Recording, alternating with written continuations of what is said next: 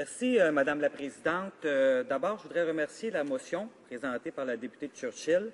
Je voudrais remercier en fait la députée de Churchill pour cette motion. Cette motion est vraiment très importante et elle répond avec brio à l'erreur conservatrice, c'est-à-dire le projet de loi C-18, qui propose de démanteler la Commission canadienne du blé. Peut-être trouverez-vous étrange que je me lève en chambre en tant que député de Drummond pour appuyer cette motion, qui vise à reconnaître le droit légitime et démocratique aux agriculteurs de l'Ouest de décider de l'avenir de leurs propres outils de gestion de l'offre et de leur commission de commercialisation. Pourtant, ce n'est pas si étrange que cela, car la circonscription de Drummond représente en grande partie un vaste territoire agricole et rural. Les producteurs agricoles foisonnent dans ma région, qu'il s'agisse des producteurs laitiers, bovins, porcins, de volailles et de nombreuses céréales. À cet égard, j'ai eu le privilège de rencontrer des représentants des producteurs laitiers récemment lorsque nous étions dans notre circonscription. Ils m'ont affirmé qu'ils sont en contact régulier avec les fermiers des autres provinces qui sont très inquiets de voir la manière que le gouvernement conservateur agit avec la manière forte en voulant forcer les fermiers de l'Ouest de se priver d'un outil qu'ils jugent essentiel pour leur assurer un prix juste et rentable pour eux. Surtout lorsqu'on parle des fermes plus petites, les fermes souvent familiales. D'ailleurs, le guichet unique pour le blé dur et l'orge est une institution qui a connu beaucoup de succès et est une composante essentielle de l'économie des prairies.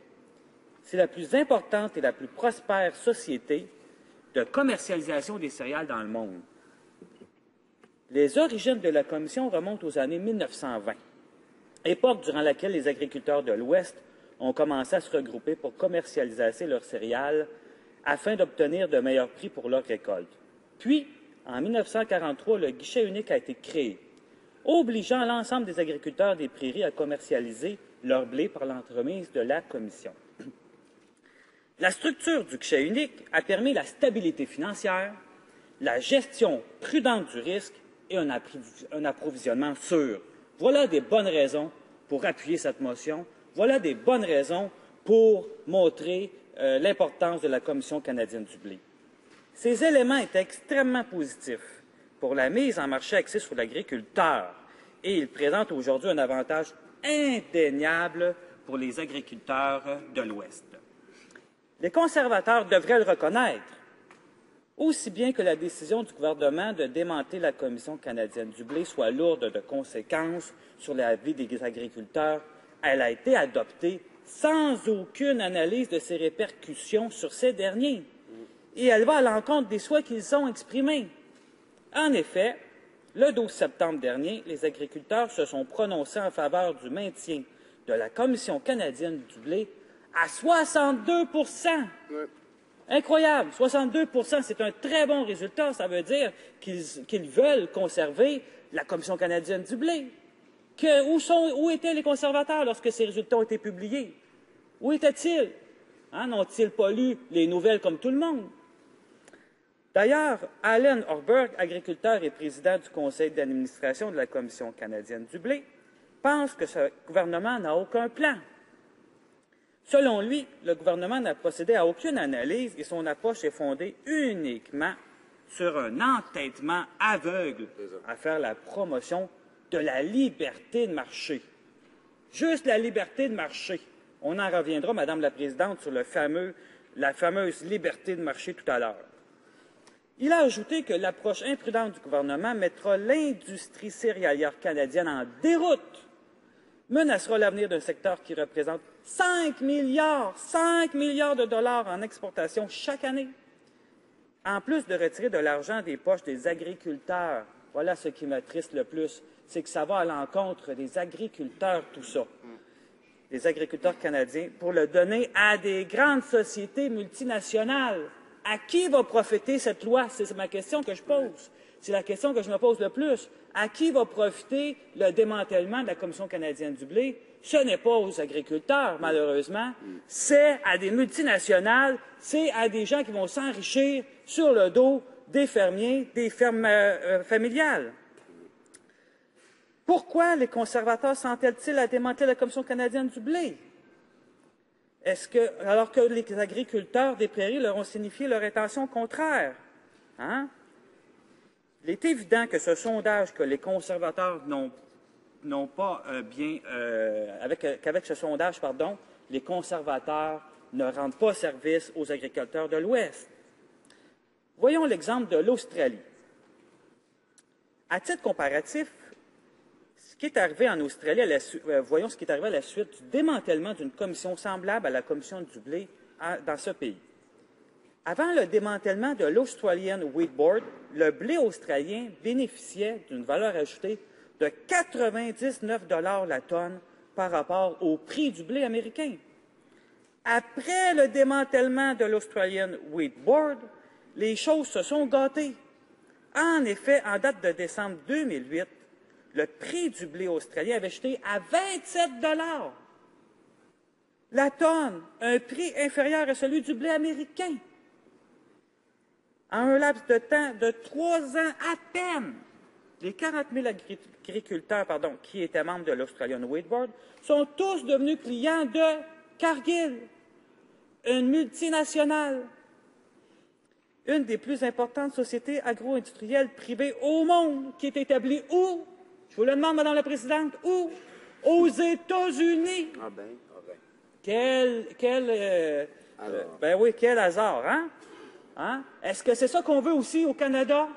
Qu'on donne de notre agriculture aux Américains, aux grandes multinationales? C'est ça qu'on veut? J'espère que non. Encore une fois, il semble que ce gouvernement laissera le champ libre aux grosses entreprises américaines, au désavantage économique de ses propres citoyens et électeurs. Encore une fois, ils feront passer les intérêts du secteur privé avant l'intérêt public des Canadiens et des Canadiennes. Ça m'attriste beaucoup de voir tout cela. D'ailleurs, dans ma circonscription de Drummond, les gens aussi sont préoccupés. Tous les agriculteurs sont inquiets des politiques actuelles des conservateurs. Ils se demandent quel est le plan des conservateurs. D'abord, c'est la Commission canadienne du blé, et ensuite, qu'est-ce que ce sera? À Drummondville, dans le comté de Drummond, plein de gens dépendent de la gestion de l'offre. Les producteurs laitiers, les producteurs des œufs aussi, etc. Donc, ce marché-là, présentement, est protégé grâce à la gestion de l'offre et les producteurs s'en tirent quand même assez bien. Les agriculteurs, il y a beaucoup de fermes agricoles dans le comté de Drummond et ces fermes-là dépendent beaucoup de la gestion de l'offre. C'est très important la gestion de l'offre dans mon comté. Et tous les citoyens, les agriculteurs viennent me voir souvent et me demandent « François, qu'est-ce qui se passe? Où ça nous mène tout ça? Qu'est-ce qui va arriver quel est le plan des conservateurs? D'abord la Commission canadienne du blé, ensuite quoi? La gestion de l'offre. Vous savez d'ailleurs, Madame la Présidente, que présentement, l'accord de libre-échange avec l'Union européenne réfléchit sur cette possibilité de remettre en question la gestion de l'offre. Les citoyens sont venus me voir, des représentants des producteurs laitiers sont venus me voir, ils m'ont dit « Il faut absolument que tu défendes la gestion de l'offre, il faut absolument que la gestion de l'offre soit assurée au Québec, dans le comté de Drummond. C'est essentiel, il faut que tu te battes pour ça. » Et je leur ai promis que je le ferais d'ailleurs. Mais ici, on parle bien sûr de la Commission canadienne du blé, et c'est un peu la même chose. C'est une opportunité pour nous de défendre les citoyens de l'Ouest. Pour finir, les conservateurs parlent souvent de liberté, qu'ils veulent donner la liberté tant recherchée des agriculteurs des prairies. Hein? Ils sont pour le libre marché, il faut donner la liberté aux agriculteurs, pauvres, il faut absolument qu'ils aient la liberté. Eh bien, je suis d'accord avec eux. Donnons-eux la liberté, mais la liberté de choisir, pas la liberté de leur imposer un choix des conservateurs dans le fond de la gorge. Ce n'est pas ça la liberté. La liberté, c'est à eux de choisir. Ils ont déjà eu un sondage qu'il y a 38 261 agriculteurs qui ont répondu à ce sondage-là, à 62 % en faveur Alors, par conséquent, j'exhorte les conservateurs d'appuyer cette excellente motion de la députée de Churchill et de laisser les agriculteurs décider de leur avenir. Merci. Questions and comments. The honourable member for Kent pardon me. Yes, Lambton, Kent, Middlesex. I want to the last opposition person that spoke. One, he talks about scrapping the weak board, and actually that's not what's happening. It's to give farmers the freedom to market. And I'm very surprised, actually, from Quebec. I'm wondering how many of his farmers that have come to him and asked him that they want the monopoly back in Quebec. I would suspect no. Certainly my farmers in Middlesex and Ontario are very happy that actually we got rid of the single desk and now that we have the opposition or the opportunity to market. I'm wondering though, he talked about how important supply management is. I guess he doesn't understand.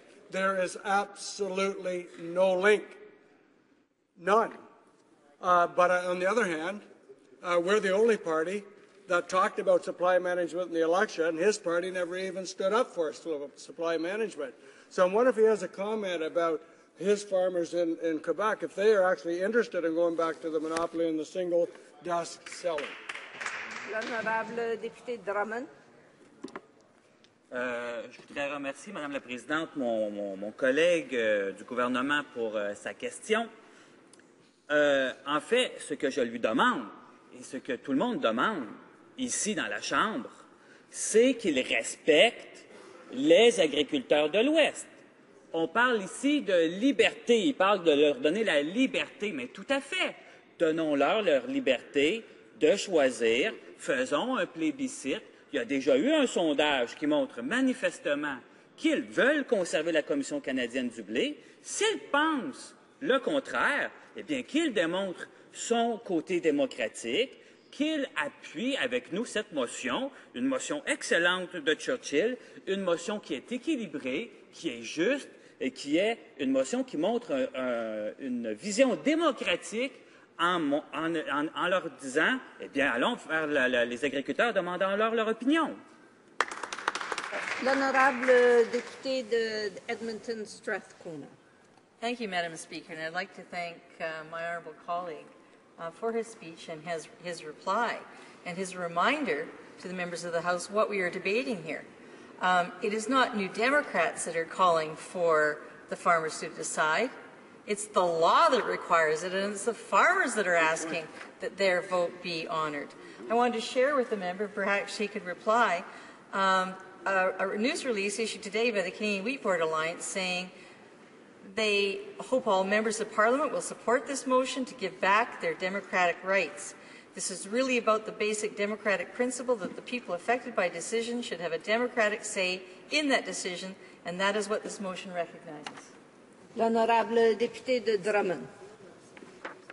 Oui, je voudrais remercier ma collègue pour son excellente question et pour la lecture de ce communiqué de presse qui ne m'étonne pas du tout, car quand j'ai rencontré les agriculteurs et les représentants des agriculteurs des produits laitiers, ils m'ont dit qu'ils sont en contact régulier et aussi quand j'ai rencontré les gens de l'UPA, ils m'ont dit qu'ils sont en contact régulier avec les producteurs agricoles de tout le Canada et qu'ils leur ont dit que pour eux, la Commission canadienne du blé, c'était un outil essentiel, efficace et qui leur garantissait un bon salaire et qui leur garantissait des bonnes conditions de travail. Et à cet égard-là, je recommande effectivement à tout le monde dans la Chambre, et j'espère que les conservateurs nous donneront cette opportunité démocratique aux producteurs et aux agriculteurs plutôt, qu'ils pourront ainsi choisir ce qu'ils veulent. Est-ce qu'ils veulent conserver le monopole de la Commission canadienne du blé? Je crois que oui. Le plébiscite qu'il y a eu, le sondage qu'il y a déjà eu, montre que oui à 62 %. Maintenant, si vous en doutez, eh bien, faites un plébiscite comme la motion le réclame. Merci.